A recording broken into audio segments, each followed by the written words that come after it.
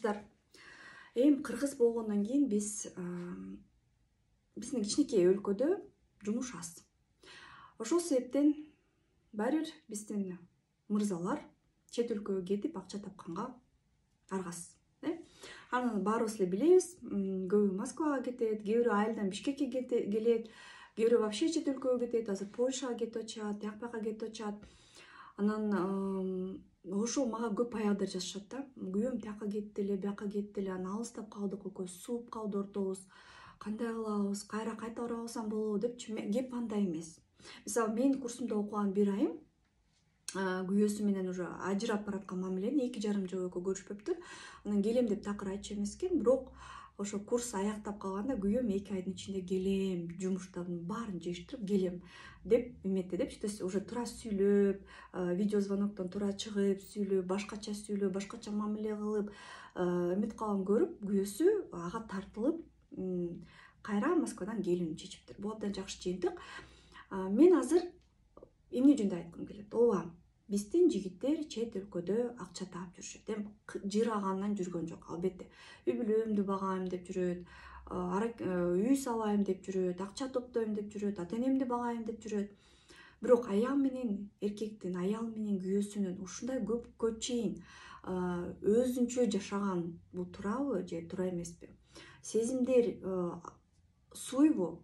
Экөөнүн мамилеси суйбу? Экөөнүн ортосу алыстайбы же жокпу? Албетте алыстайт. Эмне себептен? Анткени эркектин организминин түзүлүшү өзгөчө. Биз аялдар жыныстык катнаш жок көпкө чейин жүрө беребиз. Биздин организмибиз ошондой. Оргазмда деле бизде эч нерсе мындай сквирттен башка эч нерсе чыкпайт. А эркектер оргазм болгондо бүткөндө тиги жагына кадимкидей суюктук агып чыгат. Ак суюктук, сперма деп коебуз. Демек, эркектер жанагы толуп калган насостой чыгармайынча бүтпөйт. А бүтмөйүнчө жинди боло берет. Тиги жагы ооруп, кычышып атышат. Эгерде спорт менен алектенсе же аябай стресс жумушта иштесе, анда бир нече убакыт чыдашы мүмкүн.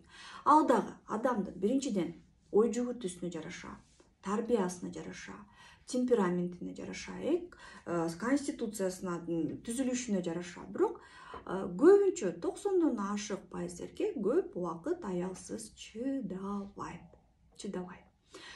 Демек, баары бир ошол оргазм алууга, бүтүрүүгө жол издейт. Демек, экөөңөрдүн энергетикалык байланышыңар баары бир суйт.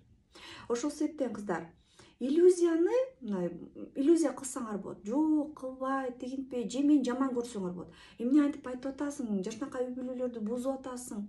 Айла жоктон кетип атышат да, мына мен жашынакай эле жашап атам деген эркектер көп чыгат. Бирок эми бунун баары сөз менен иштин айырмасы асман менен жердей. Ошон үчүн эгерде иллюзия жок жашайм десеңер, анда реалдуу жашоону карап, реалдуу нерсени түшүнүшүңөр керек. Эгерде эркек чын эле силерди, күйөөңөр силерди чын эле катуу сүйсө, эч качан көпкө бул жерде жалгыз калтырбайт.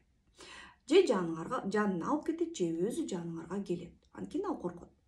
Дагы кимди сүйүп калса, дагы бирөө карап койсо деп ал силерди ойлоп жаман болот.